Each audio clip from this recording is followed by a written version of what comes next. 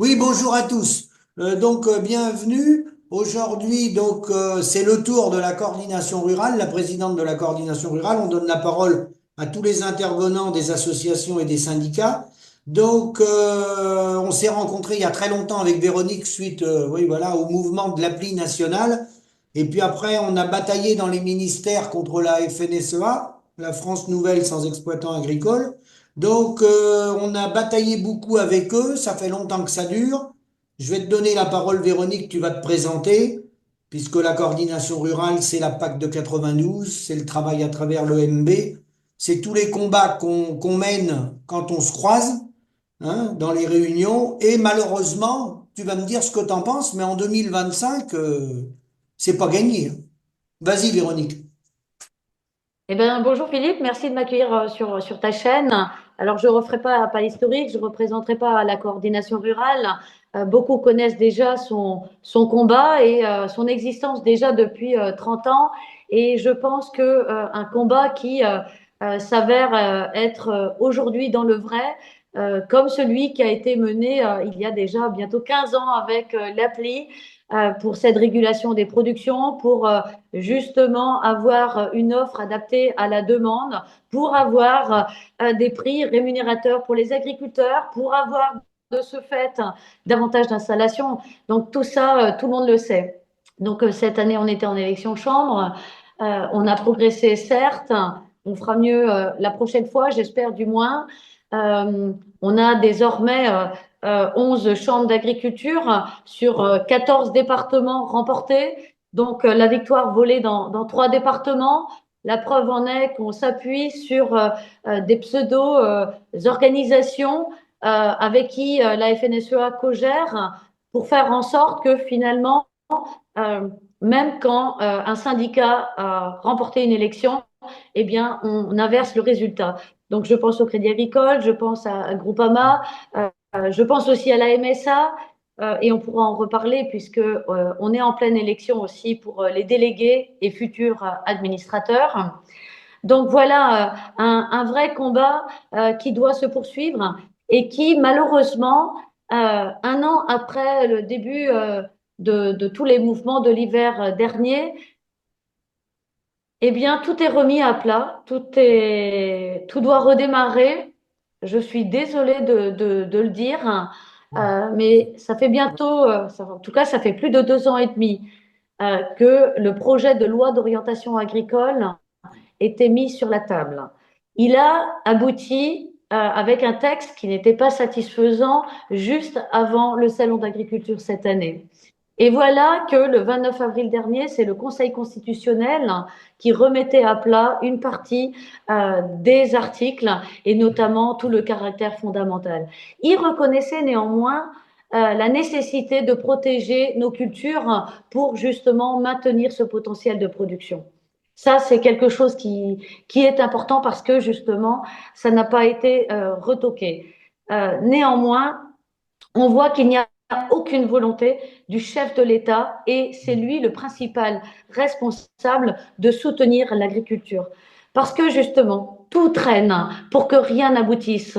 On nous fait croire qu'on ne signera pas d'accord de libre-échange. Et la machine, le rouleau compresseur se poursuit. L'an dernier, c'était le Kenya, c'était la Nouvelle-Zélande, c'était le Chili. On voit que ça se poursuit. Le Mercosur n'est pas mis au rencard. Enfin, c'est toujours d'actualité. Et justement, avec tout ce qui se déroule aujourd'hui, on pense bien que pour eux, c'est encore une des solutions qui pourrait être mise sur la table en nous disant, de toute manière, on n'a pas le choix. L'alimentation et le déficit de production pourra venir de là. Mais là où on est en danger, nous, la France, c'est que, là encore, c'est un mensonge de plus. On nous parle de balance commerciale agroalimentaire excédentaire. Oui, la balance commerciale agroalimentaire était excédentaire de près de 10 milliards d'euros, en incluant les spiritueux et nos céréales, il y a 10 ans. Ah oui, Mais si on, aujourd'hui, donc on était positif de 9,5 milliards. En gros, on n'est plus qu'à aujourd'hui, 5, on n'est plus qu'à 5 aujourd'hui. on n'est plus qu'à 5, 6 milliards. Oui. Sauf que hier encore, je regardais les chiffres pour regarder et inclure la partie agricole, la partie pêche et la partie agroalimentaire. Mhm. Alors, on passe d'une balance commerciale de la France avec le restant du monde déficitaire de 900 millions d'euros à une balance commerciale en 2024 déficitaire de 9,5 milliards d'euros. Je l'ai bien dit en incluant la pêche et donc les matières premières de l'agriculture. C'est un vrai déclin. Et là où il y a une inquiétude qui doit être renforcée, c'est bien parce que il y a 10 ans, cette balance commerciale avec l'Europe, elle était à l'équilibre. On importait avec les autres pays européens autant qu'on exportait. Aujourd'hui, la balance commerciale agricole, agroalimentaire et la pêche avec nos collègues de l'Europe, c'est un déficit de 6,5 milliards. C'est ça qu'il faut retenir. C'est justement cette politique française qui nous enferme dans de la déproduction alors même qu'on nous fait croire l'inverse. Même le Conseil constitutionnel qui nous dit qu'on va protéger nos plantes. Les sénateurs Duplon, Ménonville proposent une loi pour aller contre ces entraves.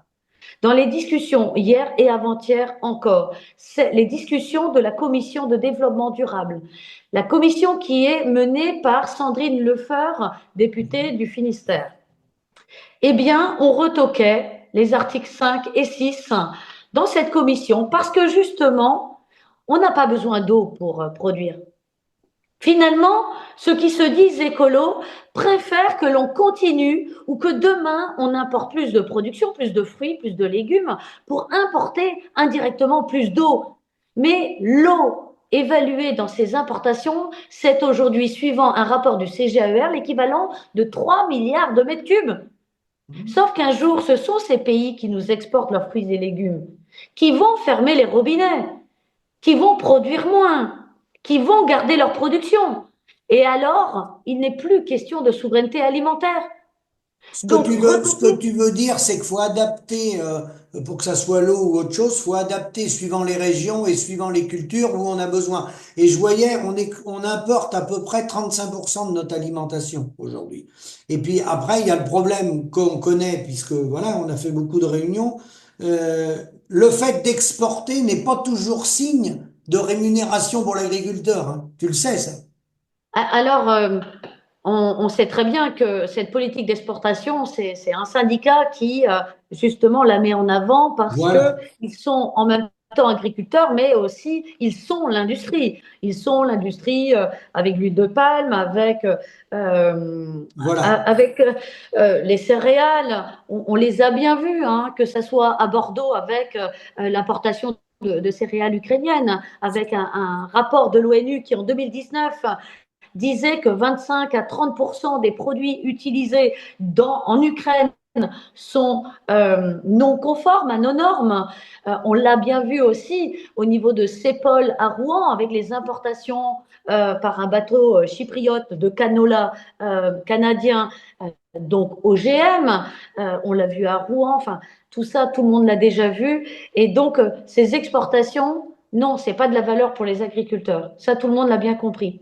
Mais là où on a un sérieux problème, c'est que l'agriculture, l'agroalimentaire, bientôt tournera davantage autour de grandes entreprises d'oligopoles. Ah On oui. le voit encore dernièrement avec Arla, numéro 1, 90-95% du lait collecté au Danemark, qui fusionne avec des MK en Allemagne. Ça sera une coopérative qui demain fera 19 milliards d'euros de chiffre d'affaires. Donc, Donc, c'est plus qu'Invivo, le bras de la FNSEA. Mais à terme, je sais pas, tu es au courant, parce que à terme, ce qu'ils veulent, les Dominique Chargé, les Damien Lacombe, ils veulent faire une coopérative, un géant européen du lait. Tu le sais, ça.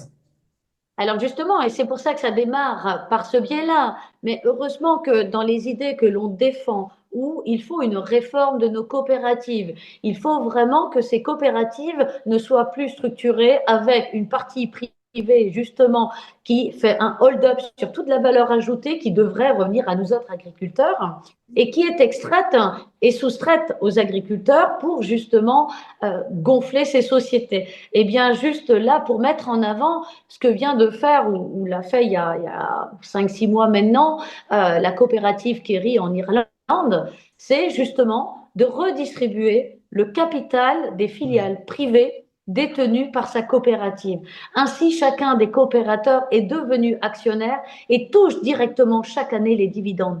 Et le jour où il souhaite se débarrasser de ses parts, de ses actions, eh bien, il les vend. Nous, ce sont nos actions, c'est notre argent qui a financé toutes ces holdings. Aujourd'hui, ces sociétés privées qui sont des filiales de holding appartenant à nos coopératives versent des dividendes qui restent bloqués à ce niveau. C'est ce que j'avais expliqué dans l'émission de Oui, Sodial. je me Donc, il rappelle. nous faut cette vraie réforme parce que les coopératives sont en train de bluffer tous nos gouvernements en disant oui, mais on est là pour le bien des agriculteurs. Oui, mais vous avez très bien compris, il n'y a pas d'autre solution que l'agrandissement de nos exploitations. C'est ça. Oui, et vous inquiétez pas, elles seront grandes, mais nous serons là pour les reprendre. Tout à fait. Mais est-ce la solution de mutualiser la reprise de certains outils sur le dos des coopérateurs qui restent encore indépendants? Indépendants, oui, mais pas libres. Et c'est là que justement, il est temps d'arrêter avec cet asservissement dans lequel la politique agricole commune de 92 nous a enfermés. Oui, D'abord, un asservissement à l'Europe, un asservissement à l'agro-industrie, un asservissement demain à la finance. Regardez l'idée dans la LOA des GFAI, les groupements fonciers agricoles investisseurs, idée de la FNSEA en je sais bien. 2014-2015 dans son rapport d'orientation, dans lequel ils écrivaient mot pour mot. Ça sera long et compliqué parce que l'AMF, l'autorité des marchés financiers et le ministère de l'Agriculture sont contre. 10 ans après, ils y arrivent. Oui. Heureusement que nous étions là pour dire non, la finance n'a pas sa place. Sinon, on va salarier dans des outils et on n'installe plus personne. Donc Après, les l'idée. coopératives, c'est un bon modèle, mais Alors après, je sais pas, dans les programmes de la coordination rurale, parce que finalement, il faudrait redéfinir le statut de la coopération agricole. Ils sont plus dignes de s'appeler coopérative agricole. alors moi, je préférerais que justement les coopératives se renforcent tous leurs moyens au sein même d'un seul bilan qui est celui de la coopérative. Oui. Rien n'empêche que les coopératives aient à leur actif toutes les filiales, lesquelles déverseraient directement dans le Ah oui. résultat consolidé et une distribution transparente de ce résultat à chacun d'entre nous, avec justement, comme quand on quitte un GAEC, eh bien, la récupération de notre part de ce qui est parti en réserve. Quand on quitte son GAEC, son EARL, sa SCEA, tout ce qu'on a mis en compte courant associé, c'est-à-dire ce qui n'a pas été prélevé la partie du résultat qui n'a pas été prélevée, reste celle de chacun d'entre nous. Oui, oui. Moi, Nous avons beau avoir. à travers ma question, c'était de dire de ne pas accepter les filiales, les holdings qui l'ont monté à l'étranger sous forme de SAS. C'était ça ma question. Ah, alors là, tout à fait, tout à fait. Et pour rebondir là-dessus, il faut en finir avec justement, et on est parti de là, l'export qui ne profite pas aux agriculteurs, bien sûr, parce que les industriels sont de plus en plus gros. Ce sont des multinationales. Ces multinationales sont implantées en France, mais aussi à l'extérieur.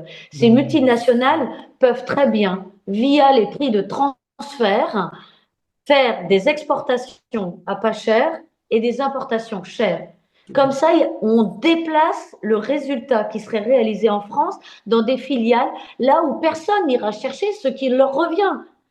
Regardez la crème 2022 à l'export, la crème vrac, moins d'1 euro, à l'import 4 euros. 2023, à l'export, moins d'1 euro, à l'import 3 euros. Est-ce qu'il n'y a pas là un jeu, quelque chose de louche? Exporter pas cher, importer cher? Et je peux vous donner des Ah exemples oui, oui, dans oui, plusieurs productions. bien sûr, bien sûr. De toute Donc, façon. On sait que c'est organisé tout ça. Alors après, sur le plan politique française, bah, Macron comme les autres, personne n'ose contrarier la trajectoire de la FNSEA. Sur le plan européen, bon bah il y a le COPA-COGECA, mais à travers l'EMB, est-ce que tu trouves que ça progresse un peu l'European Mill Board dans lequel vous participez? Est-ce que tu trouves que ça progresse ou tu sens qu'au niveau européen vous êtes bloqué? Alors malheureusement, le problème, c'est que on voudrait imposer à l'agriculture des changements beaucoup trop fréquents. On est à peine rentré dans un nouveau Ah cycle de oui. la PAC. On est en train déjà de réfléchir à la PAC post-2027. C'est du temps court, alors que l'agriculture, c'est du temps long. Bah Pour que oui. des agriculteurs s'inscrivent dans ce qui leur est imposé ou ce qui devrait répondre à la demande des consommateurs de la société, eh bien, on fait une politique agricole. Euh, pas financière, mais une politique agricole qui nous projette sur 10 ans, qui nous permet d'investir, qui permet de régler les problèmes que l'on connaît tous, cette dépendance de l'Europe aux protéines, cette dépendance qui est pourtant maintenue dans ce qu'on appelle le règlement européen qui règle chacun des PSN. Il nous lie encore via son article 11 à respecter les accords de Blair House pour continuer à importer des oléagineux des États-Unis. Bien sûr. C'est quoi cette dépendance alors même que les actions de Trump, ces agissements que l'on a connus, qui vont peut-être se répéter, cette volonté de taxer ce qui rentrerait d'Europe chez lui et d'ailleurs, pourrait nous conduire à se détourner des États-Unis. Eh ben non, on est tellement con que on a signé, on va respecter. Nous, on va respecter et pas eux. Sauf que finalement, ils vont se dire, et c'est là que j'en reviens, ben si on va plus chercher du soja là-bas, on ira le chercher au Brésil. Sauf qu'on est tellement bête qu'on n'a pas compris que le Brésil fait partie des BRICS. Tout à fait. Brésil, Russie, Inde, Chine, que l'Algérie est en train de frapper à la porte des BRICS, et que de toute manière, le soja brésilien, il ira d'abord aux Chinois. Les Chinois vont être acheteurs, et puis de au moment où les Européens voudront avoir accès à cette marchandise, eh bien, on sera un client de plus. On va nous dire, ben, on n'en aura pas pour tout le monde, donc les prix vont exploser. Alors même que l'objectif de l'Europe devrait être cette souveraineté protéique, protéines animales, protéines végétales, et tout cet équilibre. En tout cas, s'inscrire contre ce système de mondialisation de l'agriculture, de l'agroalimentaire, gouverné par les ABCD, Archer, Bunch, Dreyfus, Cargill, qui, eux, déjà, au niveau des céréales, contrôlent plus de 90% Bah des oui, échanges. Aujourd'hui, c'est à 80%, c'est de la spéculation. bien sûr. Donc ça, c'est quelque chose, un marché qui devrait être fermé et accessible uniquement à ceux qui, justement, ont ce besoin de céréales ou de matières premières agricoles. On voit bien même au Matif, à Paris, le blé, les échanges spéculatifs, c'était 23% en 2018. On est passé à 78% en 2021. Voilà ce qui fait que même quand il y a une offre qui est en baisse Oui. par rapport à la demande, les prix n'augmentent pas. Non. Parce qu'on va toujours nous dire, oui, mais on n'en aura pas cher ailleurs, C'est que ça. ça vienne d'Ukraine, que ça vienne d'ailleurs. Donc il faut cette exception agriculturelle. Je la sens prendre de droite comme de gauche hein, chez les Tu politiques. revendiques l'exception agriculturelle. Parce que depuis le conflit en Ukraine, ça s'est encore dégradé, la situation agricole française et européenne. Et en plus, il se trouve, alors c'est Macron, on peut le dire, hein, il a été très mauvais. On est en train de perdre des marchés en Afrique en plus, hein. On est en train de Ah se ben les tout à faire fait. perdre. Et c'est pour ça qu'en fait, on voit bien les pays qui y frappent à la porte des BRICS. C'est Oui. bien cette volonté de rentrer dans ce marché des grandes cultures, des céréales notamment, pour, sans passer par des intermédiaires, bon, ça serait d'État à État, ils parlent même d'une nouvelle monnaie. Tout à fait. Donc, Alors, on sait très ils sont en train de flinguer le dollar, les BRICS. Soit ils vont échanger avec leur propre monnaie ou créer une nouvelle monnaie, mais qui sera pas adossée sur le yuan, parce que ça comportera le même problème que le dollar après. Mais ils vont trouver des moyens pour contourner le dollar. Ça, c'est clair et c'est net. Et aujourd'hui, la Chine fabrique 35% des produits manufacturés dans le monde. toutes sortes, vêtements, tout ça. Donc c'est un acteur incontournable. Donc les Russes ne se fâcheront pas avec les Chinois, ni les Indiens, ni les Brésiliens. Tu as vu la puissance du Brésil au niveau agricole? Alors justement, là-dessus aussi, on est naïf. Enfin, on est naïf, pas nous. Enfin, du moins, pas la coordination et ceux que je représente, pas toi. Euh, mais dans tous les cas, il faut remonter du temps de Bolsonaro. 2018-2028, il mettait un plan sur 10 ans. Chacune des productions animales, que ce soit le bovin, le porc, la volaille, allait augmenter de 35%. Quasiment tout destiné à l'export. Oui, On sait très bien que justement, quelqu'un leur a promis ce marché. bien sûr, Dans nos fermes, chacun d'entre nous, on ne décide pas d'augmenter d'un tiers notre production s'il n'y a pas les débouchés ou l'engagement d'avoir un acheteur en face. bien sûr. Mais qui est cet acheteur? Allez voir les études de l'OCDE qui déjà, dans le prévisionnel à 10 ans, parce qu'ils le font chaque année à 10 ans, à 2032, ils prévoient un déficit de viande bovine au niveau européen de 5%. Donc c'est QFD. Et dans la loi de la restauration de la nature au niveau européen, on voudrait recréer ces zones de protection fortes et moins fortes, les 10 et 30%. Euh, on est naïf, on est en train de sacrifier, je crois que c'est 500 000 bovins en Irlande, je ne sais combien de milliers de Mais fermes aux Pays-Bas.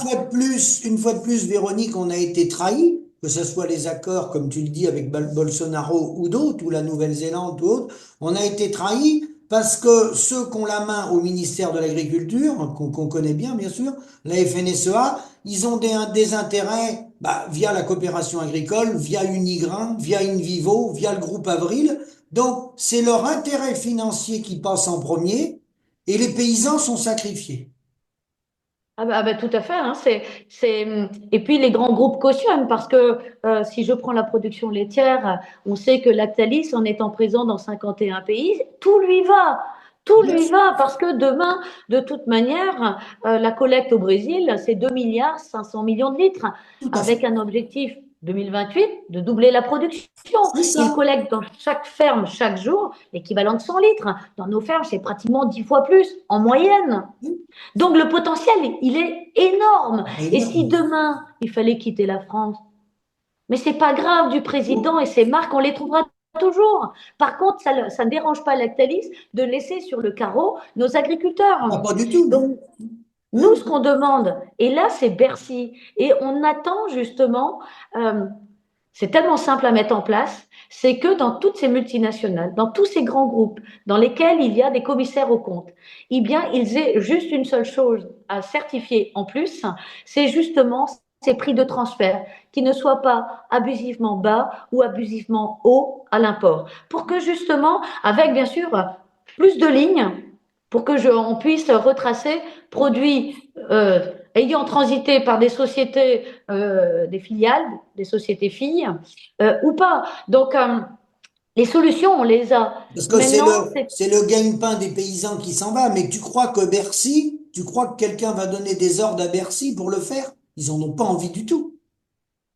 alors, je pense qu'ils seront obligés de s'appuyer sur ce qui peut faire jurisprudence. On a bien vu, ils sont intervenus quand Microsoft Oui. délocalisait son résultat en Irlande. Donc, ne pas le faire pour l'agriculture, et c'est pour ça que je dis, il y a cette volonté. Alors, il y a des volontés par moment, les gens oublient ou ont la mémoire courte ou oublient. La chancelière allemande, à un moment donné, il y a une entreprise de robotique en Allemagne très en avance qui a failli être délocalisée. Je crois que c'était les Chinois qui étaient dessus. Elle a posé son droit de veto. Elle a empêché l'entreprise de partir. Donc, tu vois bien que quand ils volent, ils peuvent. Ah bah, tout à fait. Et là, il y a un autre sujet que j'aimerais aborder.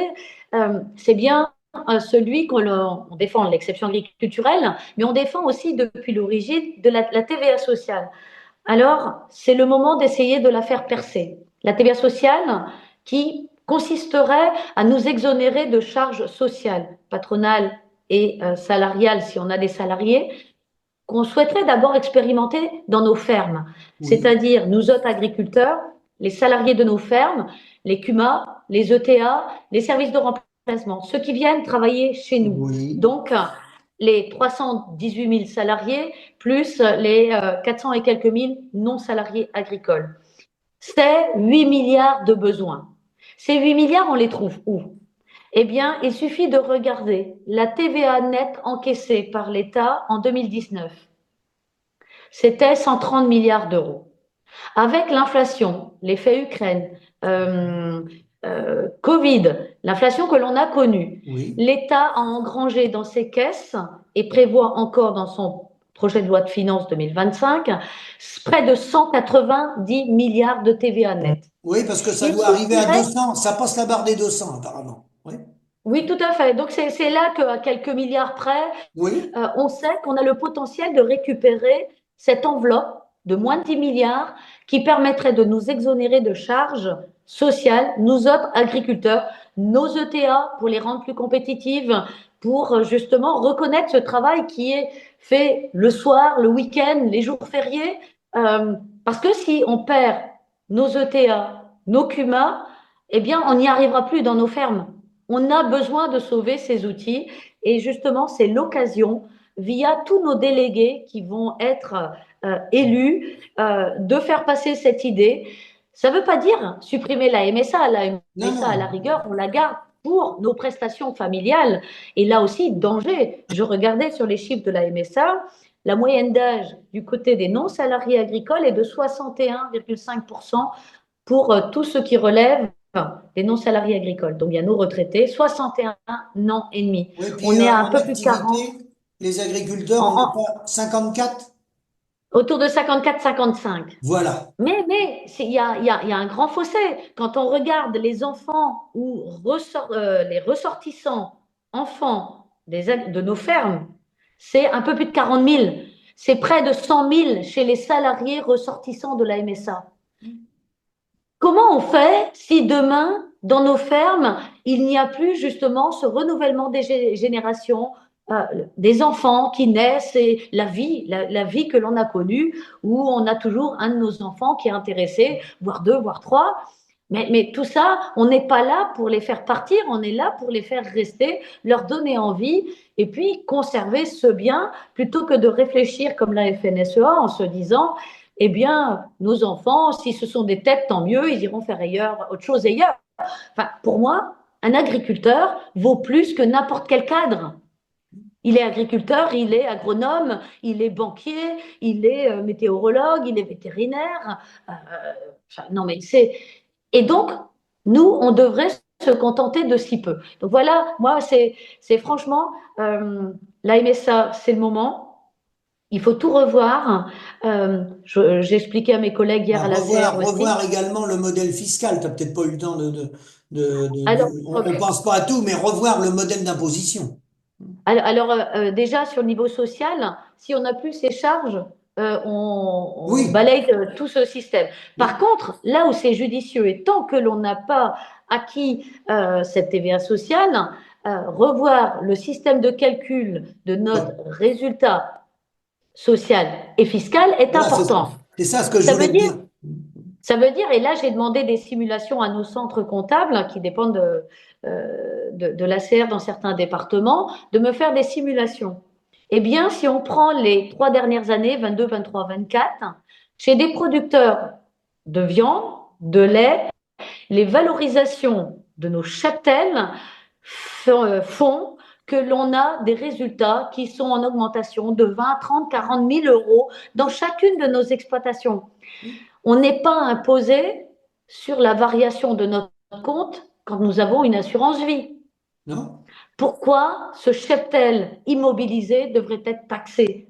Il devrait même être transmis lorsque l'on part en retraite hors transmission. C'est quelque chose qui finalement est un acquis au même titre que l'on place de l'argent sur une Bah, assurance vie. disons que le problème, c'est qu'en agriculture, on ne sait pas dissocier la rémunération du travail de la rémunération des capitaux engagés. On ne sait pas la dissocier. Ben, c'est quand même difficile d'avoir une rémunération à la hauteur pour les capitaux engagés. Parce que nos capitaux, on croit tous qu'on a de la valeur, hein. Moi, ce que j'ai appris de mes parents, c'est que ça ne vaut rien tant que tu ne l'as pas vendu, tant que tu n'as pas un acheteur. Et dans la plupart des cas, on donne à nos enfants. Et quand on donne à nos enfants, on donne de l'argent à l'État. Donc ça, c'est un vrai sujet pour justement obtenir, comme au Canada, comme je sais plus dans d'autres pays, même des pays nordiques, c'est l'exonération totale des droits de mutation. Oui, c'est bien. Ce n'est pas possible euh, de laisser le prix d'une exploitation au bout de 4 générations. Ah non, ah bah non. Ah non. Ah non, Donc, mais de toute on fait façon, c'est quoi? impossible. Souvent, les exploitations, elles ont plus ou moins grossi. Un jeune ne peut pas racheter trois, quatre générations de travail. C'est impossible. C'est une valeur patrimoniale, mais ce n'est pas une valeur économique. Le gars, il peut pas rembourser. Et de toute manière, on se dit que ça vaut quelque chose parce que ça a coûté quelque chose. Mais même si on voulait réévaluer du matériel, Oui. ce que font certains aujourd'hui, ça n'a pas de sens de Non. se dire que du matériel aujourd'hui vaut plus cher qu'on ne l'a payé il y a quelques années. Que, euh, enfin, même si aujourd'hui le marché de l'occasion est en panne, mais enfin, c'est scandaleux. Et là, un petit message quand même. L'autorité de la concurrence s'intéresse au marché du matériel agricole parce que justement, euh, on a atteint des prix qui sont tels que le marché s'effondre parce que ça n'est plus accessible. Quand Ben, vous voyez 6, 7 mois. ce n'est pas en adéquation avec le revenu des paysans. Dans beaucoup de fermes, le tracteur ou les tracteurs coûtent plus cher que tout le cheptel. Mais moi, ça me pose pas de problème. Chacun est maître chez soi, Non, non, il mais c'est pour décide. dire le matériel, l'ampleur que ça a pris. Ah, c'est clair. Maintenant, moi, je comprends aussi que on veuille avoir dans sa cour de ferme Ah oui, un tracteur pour chaque matériel, parce que s'il faut de l'atteler, dételer en permanence, on n'a plus ce temps. On a déjà un volume d'heures qui dépasse toutes les autres catégories professionnelles. Et donc, il faut chercher à s'adapter pour que les jeunes demain euh, s'installent, qu'on ait défendu, et je reviens sur le système social, pour nos retraites, la pénibilité. La pénibilité permet aux salariés, suivant 6 critères, d'obtenir jusqu'à 8 trimestres, permet de partir plus tôt. Donc, tout ça, ça doit être des acquis. Euh, Depuis le 1er janvier 2025, toute personne qui travaille de façon indépendante a le droit aussi de cumuler emploi-retraite. Eh bien, oui. pas chez nous, pas chez nous. Mais je ne vois pas pourquoi un agriculteur demain qui se sentirait encore en forme, qui aurait cédé son exploitation, ne pourrait pas être soit salarié de ses enfants ou salarié même de la commune. Ou si c'est un besoin, une envie et que ça répond, chacun est libre. Eh bien non, on enlève encore cette liberté à nous autres, nos paysans agriculteurs, qui pour se maintenir veulent faire un minimum. Enfin, franchement, Et- là encore, sur les retraites, hein, je disais à mes collègues hier, on a plus de 20 ans de retard ah oui, sur le bien montant sûr. des retraites. Bah oui. La retraite moyenne en 2004 était, pour toute carrière complète, en moyenne en France de 1 088 euros.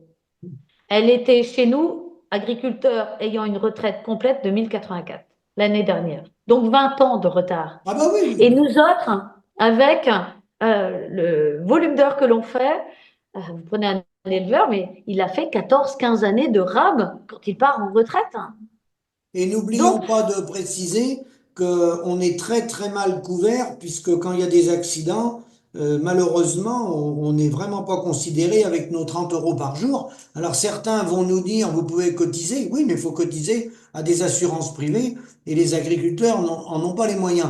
Alors pour arriver à cette conclusion, un peu la fin, qu'est-ce que tu penses, par exemple dans les chambres d'agriculture ou autres, des projets alimentaires territoriaux? Est-ce que tu penses qu'on peut dégager un peu de revenus avec ça, remettre la main sur la facture, puisque comme tu le sais, sans revenus, on ne pourra pas renouveler. Qu'est-ce que tu penses des projets alimentaires territoriaux? eh bien, écoute, ça pourrait avoir du sens si c'était moins administré. Maintenant, tout ça, ça s'inscrit dans l'article 1, l'article 6 de la Charte de l'environnement. Produire local dans un objectif environnemental, économique et relocalisation et aussi social, sociétal. Donc tout ça, ça a du sens. Ça s'inscrit aussi dans la loi de la Constitution européenne, octobre Oui. 2023 de mémoire, qui justement vise à prendre aujourd'hui des décisions qui n'iront pas entraver l'avenir des générations à venir. Donc bien sûr, d'avoir plus de circuits courts et puis des projets alimentaires territoriaux, ça a du sens. Oui. Mais tout ça aurait dû être réalisé depuis très Ah longtemps. bah bien Nos sûr. coopératives, nos industriels locaux auraient dû se saisir de ces marchés pour dire on va d'abord alimenter nos cantines, ces marchés. C'est Et tellement alors, et évident. alors, tu penses que là, c'est réalisable et dans les chambres d'agriculture où tu as tes collègues, est-ce qu'ils vont mettre en route ce modèle-là sans se faire avaler par la coopération agricole ou Bigard ou LDC? Est-ce que tu penses que ça va le faire? Ah, alors, moi, j'ai toujours privilégié le collectif et c'est la marque de l'ACR. C'est dangereux d'inclure dans les PAT des agriculteurs à titre individuel. Parce que justement, ces marchés sont des marchés souvent sur 3 ans. Oui. Donc, que font-ils de leurs yaourts ou de leurs produits si le marché n'est pas reconduit au bénéfice de ces agriculteurs? Donc, bien évidemment, on doit se structurer. Euh, Même des petites coopératives pourraient renaître Alors toi, parce que ça a du sens. tu proposes plus des petits GIE, toi, pour faire les PAT. C'est ça que tu proposes, toi? Ben, c'est pas que je propose, c'est une réflexion que chacun Ah d'entre oui, nous doit avoir. d'accord, Dans d'accord. tous les cas, on sait que ce qui a aussi été réfléchi par plusieurs distributeurs, sauf Leclerc de mémoire, présenté au Salon de l'Agriculture avec Karine Le Marchand, a du sens. Quand on sait qu'à une période de l'année, on est avec des excédents dans certains produits, que ce soit des choux-fleurs, des artichauts, eh bien, c'est le moment de les acheter avec une marge quand même pour nos agriculteurs, pour payer leur rémunération et de participer à cet effort plutôt qu'à l'acheminement de ces produits vers de la destruction dans des méthaniseurs. C'est ça le bon sens aussi. C'est ça l'économie circulaire qui privilégie l'alimentation avant la destruction, avant le gaspillage. Par contre, dans les PAT, tu es pour que l'agriculteur reprenne la facture. Ah ben bien sûr, hein. Voilà. Même pour nos animaux, il y a 30 ans, 35 ans, les agriculteurs faisaient la facture de la bête qui sortait de la ferme, ils la faisaient directement. Donc tout ça peut très bien être remis en route et je pense que si on veut défendre cette indépendance, cette liberté, eh bien tout est à recréer. Et tu as parlé des indemnités journalières. Je voudrais quand même dire un mot là-dessus. On paye pas loin de 100 millions d'euros à l'année, ça, c'était 2024, pour nos IJ, nos indemnités journalières, maladies, accidents et autres. On en a touché en 2024 40 millions. Enfin, les agriculteurs qui ont été arrêtés ont touché 40 millions d'euros. D'accord? On a payé 100 millions, on a touché 40 millions. Donc, c'est les moins de 30 euros dont tu as parlé. Je regarde les mêmes dépenses ou prestations versées aux salariés de l'agriculture relevant de la MSA, c'est 226 millions d'euros. Oui, Vous divisez par le nombre de jours, ça fait plus de 50 euros, 53, 54 euros la journée. oui, c'est Donc ça. je pense que les agriculteurs méritent au moins le double. Les indemnités journalières qui sont versées à chacune des catégories socio-professionnelles sont de toute manière réglées et encadrées par des textes. Et ces textes font référence à des montants maximum. Et on sait que pour une maladie, c'est 41 euros. Une maternité, c'est quand même 103 euros. On sait aussi que pour un accident, ça peut aller jusqu'à 300 euros. Donc le compte n'y est pas en agriculture, surtout quand on se compare aux salariés qui relèvent eux aussi de la MSA. Donc on a lieu de doubler ce montant qui fait que on pourrait déjà espérer au moins se faire remplacer ou maintenir notre activité. Donc là-dessus, ah mince, mince, j'ai des messages qui arrivaient en même temps. Il Ouais, faut pas non, tout non, faire. mais t'inquiète pas, perds pas le fil, mais même si tu doubles, tu vois, on en est loin. Moi j'ai fait travailler une compagnie d'assurance qui donne un coup de main au SAMU social agricole. il estimait l'assurance l'homme-clé pour des chefs d'entreprise qui se font remplacer 6 000 € de cotisation par an. Et il m'a dit, attention, si un homme ou une femme, enfin, chef d'entreprise agricole, exploitation agricole, si vous êtes arrêté, bon, 3, 4 mois, 6 mois, ça va, mais si vous êtes arrêté 1 an et demi, 2 ans, 6 000 €, c'est même pas suffisant. Donc imagine un producteur de porc ou de lait ou de canard qui aurait le cancer, qui serait, je sais pas, 1 an et demi sans travailler, tu vois un peu C'est la ça. situation. Ah ouais, mais c'est clair. C'est pour ça que ça soit pour ça ou pour l'assurance récolte, je l'ai dit en audition avec Julien Dive de mémoire, que l'assurance récolte aujourd'hui n'a plus aucun sens. Ah mais non. Il vaudrait mieux que même un agriculteur mette de côté l'argent qu'il verse à l'assurance, même s'il met 2 000 à 3 000 € par an de côté. S'il y a une survenance d'accident climatique, au bout de 10 ans, il a ses 30 000 € et il fait face lui-même. Et ben c'est pareil pour la maladie. Tu mettrais de côté tes 3 000 à 4 000 € étant donné que tu n'as recours à du remplacement que vraiment dans des cas extrêmes. Dans les autres cas, tu t'arrêtes pas. C'est pas vrai. Donc finalement, la TVA sociale résoudrait tous ces problèmes. Euh, on n'abuserait pas de toute manière, mais au moins on se fait remplacer et on a accès avec des indemnités justes qui sont loin du compte pour une maladie. C'est sûr, si on atteignait le plafond à 41, même en matière 100 €, 102 € pour une femme qui ne peut pas se faire remplacer parce qu'elle est en Oui. circuit court, elle doit arrêter son activité. Pour quelqu'un qui serait en accident, eh ben, les 300 €, mais c'est le prix de la journée parce que nous, on fait une journée et demie dans notre journée. Donc voilà, ça, c'est vraiment un vrai sujet. Alors, tu vois Et qu'on est loin, on est déconnecté du reste de la société parce que si tu mets un salarié équivalent temps plein, va falloir que tu gères les week-ends avec quelqu'un de ta famille ou ton mari ou ton conjoint parce qu'un salarié, bah, tu sais bien qu'il va pas faire 70 heures, hein, ni 68. Donc, tu vois un peu la difficulté de remplacer un patron qui est accidenté. ah, mais c'est clair et net. Et surtout, si tu es mis en invalidité, que tu es déclassé, pour avoir 100, 200 € par mois, c'est impossible. Et tout ça, ça se raccorde avec ce qu'on appelle le gain forfaitaire annuel, qui est aussi, lui, décidé chaque année par l'État, qui pour un agriculteur est de 14 900 € à l'année pour 2025. Donc, il divise par 365 jours et il prend un pourcentage. Voilà ce à quoi on a le droit. Il décide d'un revenu arbitraire qui n'est pas du tout celui que certains pourraient gagner, ceux qui gagnent bien, mais dans tous les cas, pourquoi on n'a pas le droit de continuer à vivre, à se faire remplacer, à travailler comme n'importe qui. Donc, l'alignement des droits, c'est vraiment une priorité. Et un dernier sujet, parce qu'après, je retourne charger le semoir à maïs, eh bien, c'est un référendum d'initiative partagée que l'on vient de lancer. On va justement porter ce projet de loi référendaire auprès de tous les députés et sénateurs parce que justement, l'objectif, c'est d'obtenir les 185 signatures de sénateurs et députés Oui. pour que on mette en avant ce projet de loi auprès du Conseil constitutionnel qui aura un mois pour se prononcer. S'il se prononce en faveur de ce projet de loi pour la souveraineté alimentaire, pour avoir le droit de produire et on s'inscrit dans la santé et dans l'environnement, Oui. alors on aura 9 mois pour obtenir les 4,8 millions de signatures.